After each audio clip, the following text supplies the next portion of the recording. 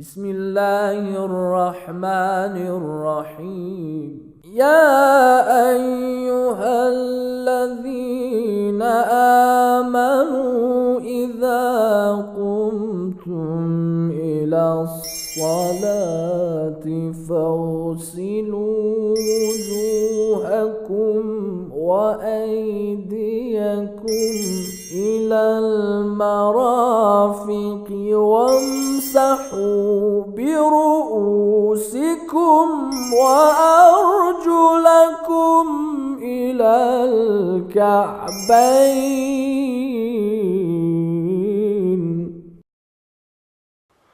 أعوذ بالله من الشيطان الرجيم. بسم الله الرحمن الرحيم. وصلى الله على محمد وآله الطيبين الطاهرين المعصومين. Dear brothers and sisters, we have been explaining the rules of Wudhu.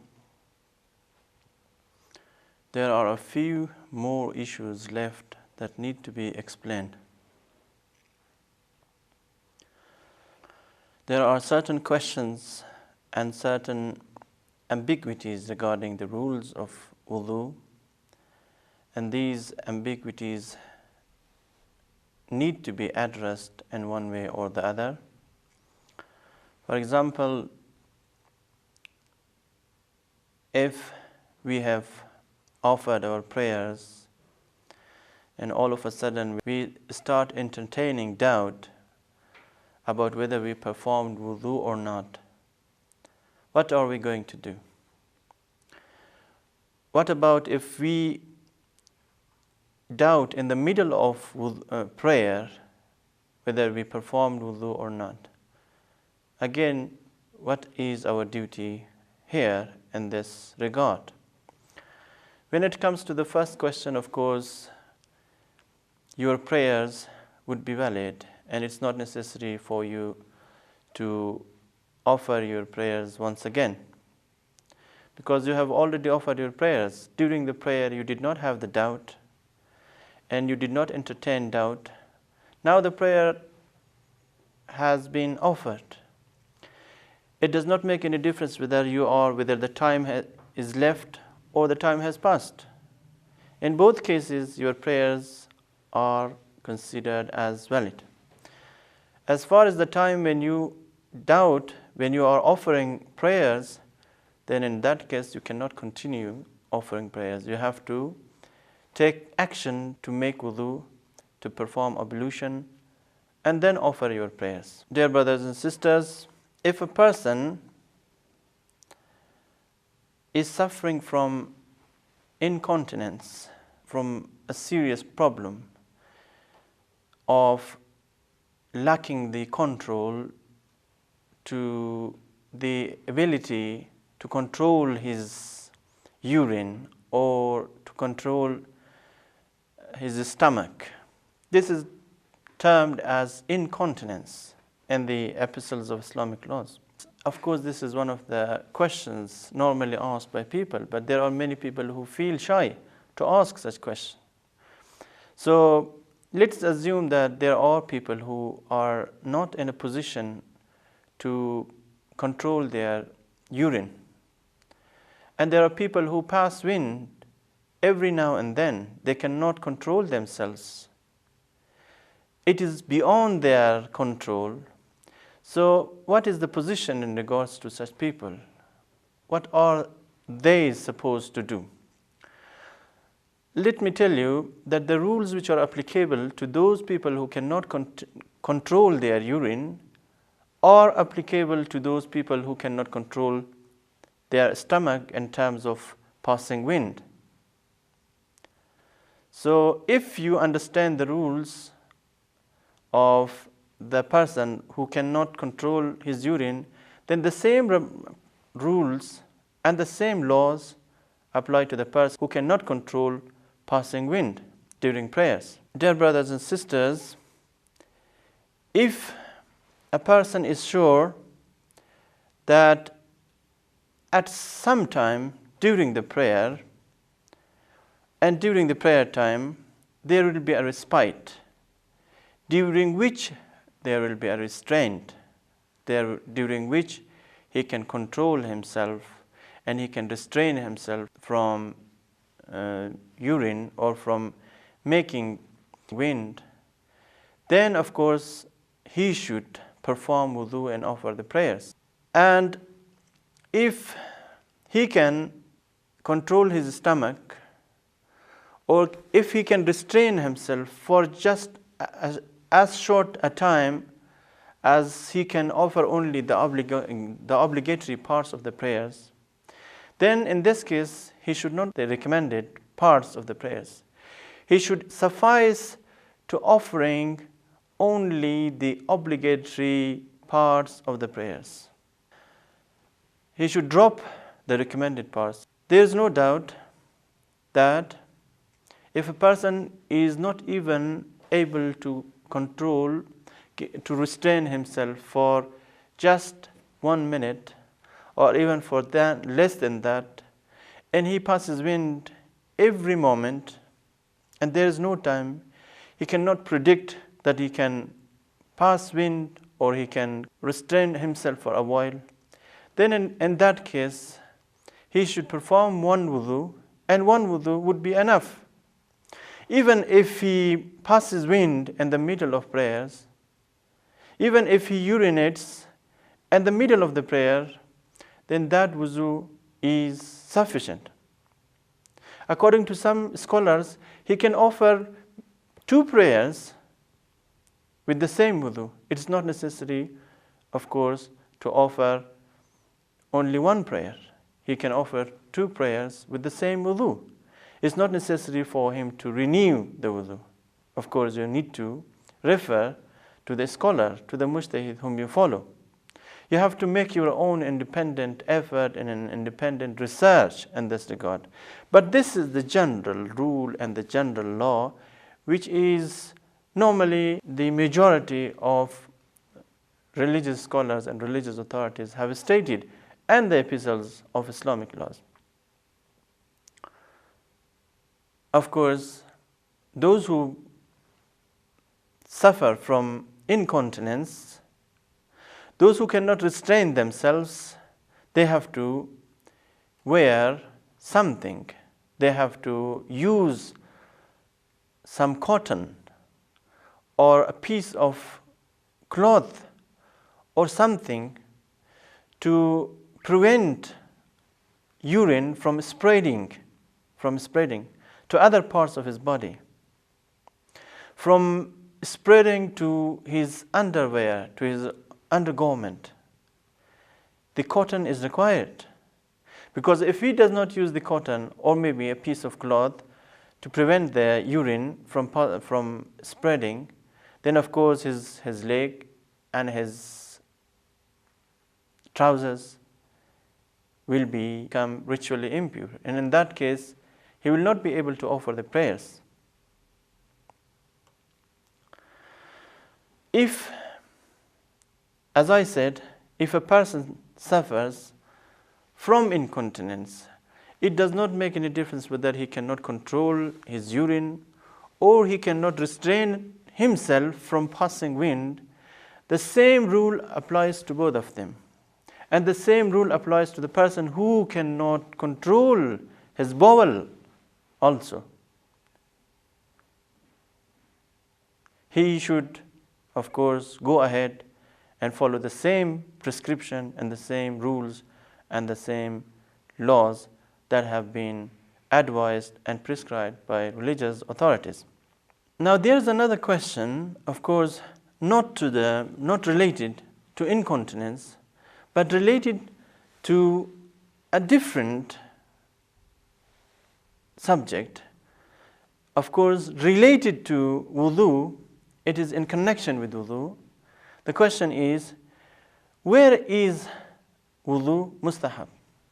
Where are we recommended to make wudu, to perform wudu?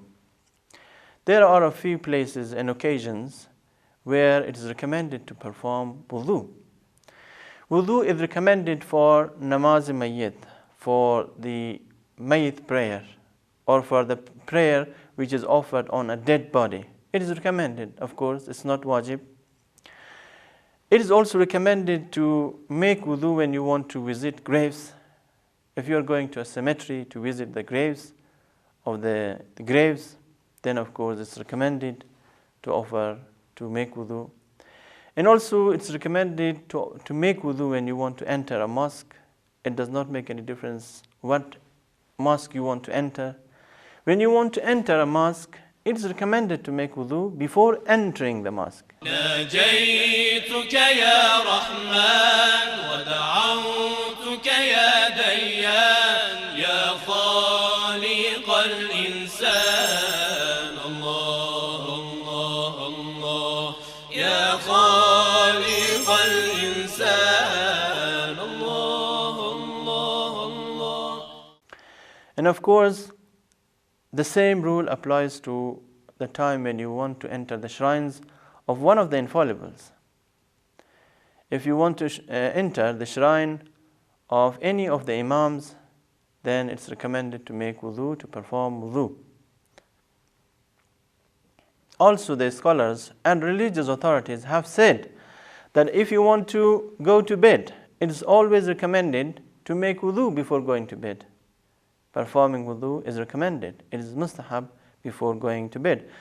Unfortunately, there are some people who wrongly and maybe naively believe that performing wudu before going to, for example, a mosque or before going to bed is wajib. No, it's not wajib. It is only recommended. And of course, if someone has performed wuzu for any one of the above purposes, for any of the purposes mentioned, then that wuzu can suffice for prayers, for any prayers. If you have performed wudu with the intention to enter a mosque, but then all of a sudden, or maybe after a few minutes, after a few hours, the time for prayers arrived, it is not necessary to renew your wudu. It is not necessary to make wudu again. That wudu which was recommended, the mustahab wudu, is sufficient for the obligatory prayers also. There is no need, it's not necessary for you to change or to renew the wudu. That wudu which you had performed is sufficient. Now, another question which is also very important, of course, is when and what does invalidate or what invalidates the wudu? You are in a state of ritual purity. You are in a state of wudu. You are in the state of tahara. You can perform prayers, you can offer, you can do any acts which require wudu.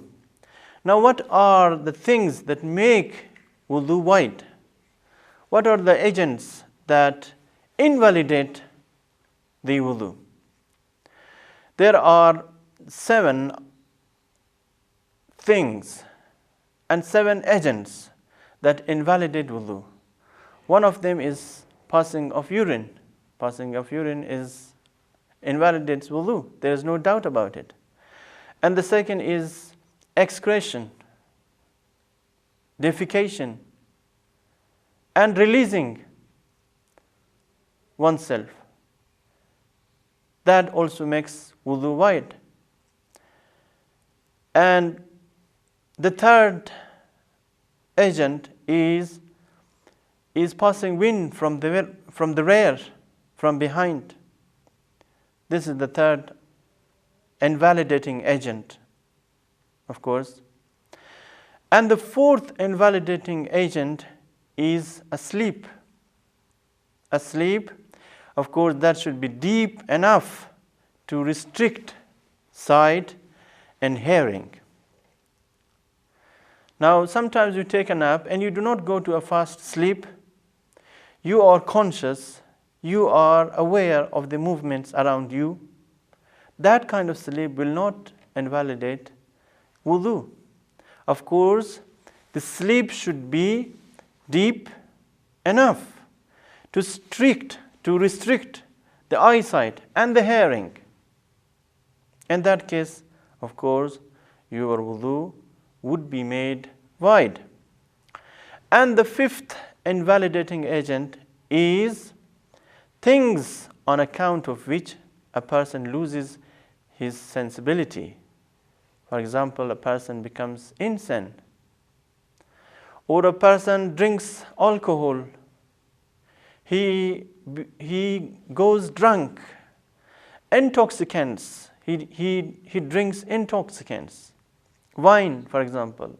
All of a sudden, he changes into a human being who is drunk, who is insane. And of course, unconsciousness is also in the same category.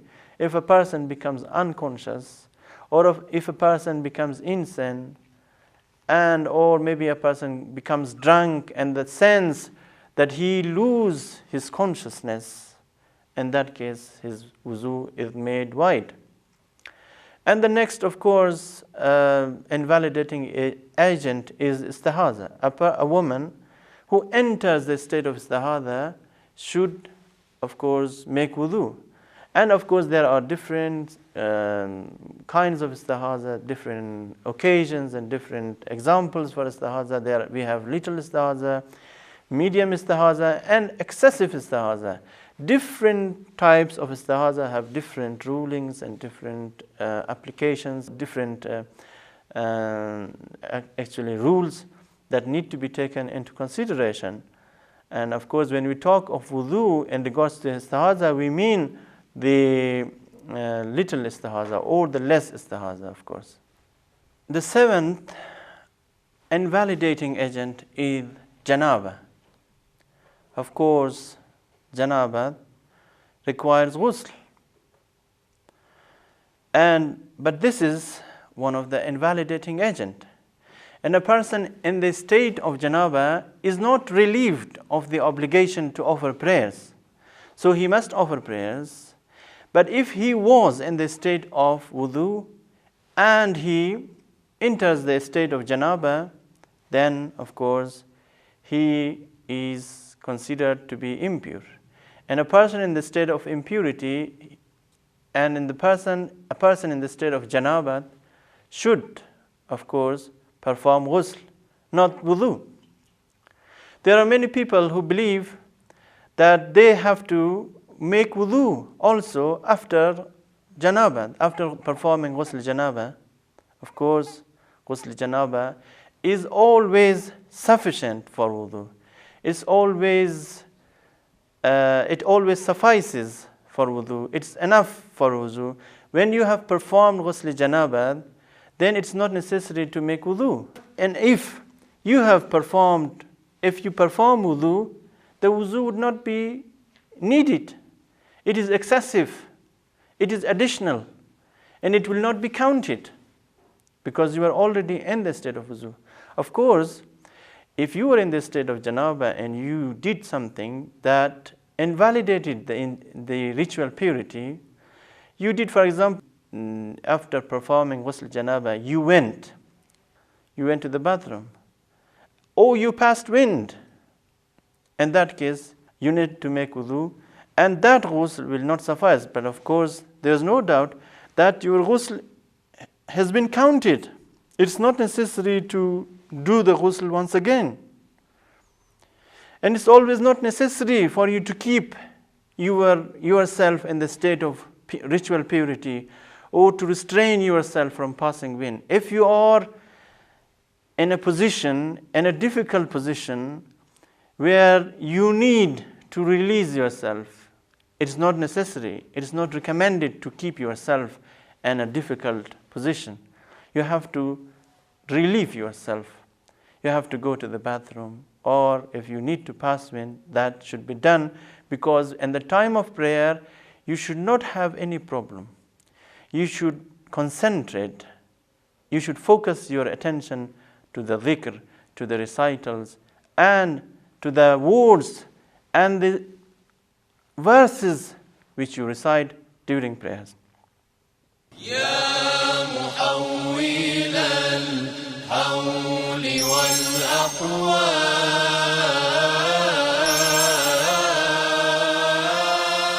حول حالنا حول حالنا يا أحسن الحال. So, an obligatory ghusl is always sufficient for wudu. Of course, there are different scholars, there are different mujtahideen. There are some scholars, of course, who believe that ghusl hayd, for example, or ghusl istihada, for example, are not sufficient for wudu, The only ghusl or the only major ablution that is sufficient for wudu is ghusl janaba. Of course, again, there is a controversy, again there is a difference of opinion among the scholars.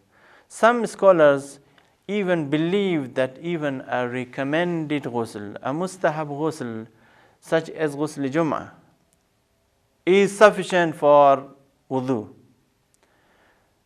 Any ghusl which has been proven or which is proven to be recommended is sufficient for wudu. It could be ghusl jum'ah or ghusl that you perform before on the night of Qadr, or any type of ghusl that has been proven and substantiated to be recommended. That ghusl is sufficient for wudu. This is according to some scholars like Ayatollah Sistani. He says that recommended and wajib ghusl, all of them are sufficient for wudu. But you, of course, need to investigate for yourself. You need to go to the scholars and to the mujtahideen whom you follow, and you have to act according to the rules and verdicts of those scholars. I should tell you again that the rules are not very much different. The difference is not very huge, and there is very little difference between the fatwas of the religious authorities and the ground scholars. There is one thing more to add in regards to janaba. The question arises as to how janaba may take place. How does a person enter the state of janaba? This, of course, can be discussed within the rules regarding ghusl janaba. Of course, tomorrow we will elaborate further on the rules regarding ghusl janaba, of course. But just to make a few points clear here is that janaba, it takes place or occurs either through sexual intercourse or through ejaculation. There is no doubt that if a person has had sexual intercourse, he and the woman both of them should perform ghusl janaba. In case a woman has ejaculated, a man has ejaculated, either by legal means or through illegal means, through illicit means, it does not make any difference. He must wudu, he must make ghusl. There are many people asking questions about masturbation. Masturbation is one of the major sins, it's one of the great sins which you have to avoid. But of course, if you have masturbated, it is necessary for you to perform ghusl. Otherwise, you cannot offer prayers. There are many people who do not know the rules of masturbation. They do not know the rules regarding masturbation. Masturbation is a great sin. It's a great mistake on the part of the person who masturbates. In case a person masturbates, then he must repent, and repentance is a gate to forgiveness. It is a gate to divine mercy. And if you repent, of course, God is all forgiving, God is merciful, God is compassionate. He forgives the sinner. No matter how large or how big the sin may be, God has promised to forgive the person who repents sincerely, who repents genuinely. Now, if a person has masturbated, he must perform ghusl and he must purify himself. Okay, his garments, his body do not become impure insofar as they have not reached semen, and so far as his body has not reached impurity.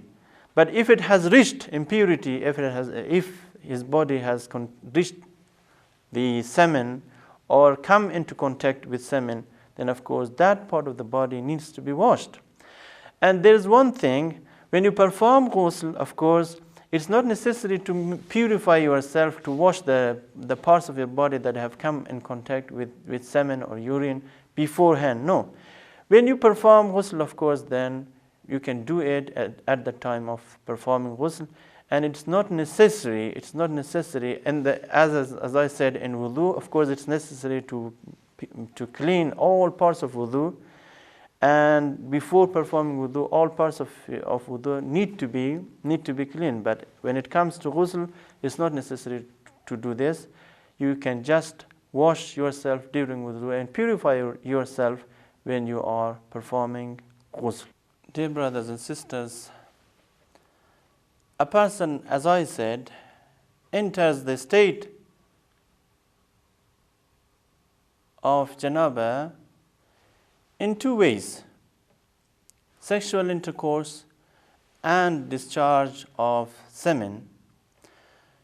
And it does not make any difference whether a person discharges semen through illicit means, or when he is sleeping, or when he is awake, or if he discharges little semen or more semen.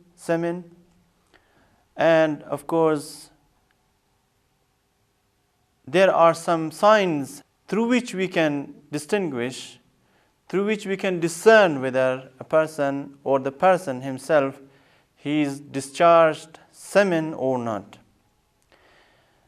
One is that the semen, one of the signs is that the semen or the discharge should take place with force. The semen should be thrown out with force. And then the body should be slackened. The person who ejaculates should feel that his body is slackened. This is one of the signs. The first sign is, of course, is that it should be thrown out. If the fluid is thrown out and the body is slackened, then in this case, you can consider the fluid as semen.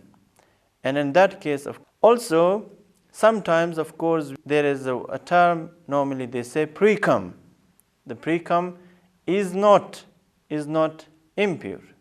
It is the liquid that comes out when a person feels some kind of sexual excitement, or when then he feels that there is some kind of liquid on his organ. That liquid is not impure, and that liquid does not invalidate wudu. So if it comes out, wudu would be valid. It will not render your body and your clothes impure also. So that is totally pure. And there is nothing you should do, there is nothing to do. You can treat it and consider it as pure. Of course, there are some other rules which we will discuss. Inshallah, in the next session, we will discuss the rules of ghusl. And in that session, of course, we will further elaborate on the rules related to ejaculation and related to discharge of semen. We will discuss when, for example, ghusl becomes obligatory, ghusl janabat, and when it does not become obligatory, of course. These are the rules that will be explained in the next session, inshallah. Wassalamu alaikum wa rahmatullahi wa barakatuh. اللهم انفعنا بالعلم وزينا بالحلم وجملنا بالعافية وكرمنا بالتقوى إن وليي الله الذي نزل الكتاب وهو يتولى الصالحين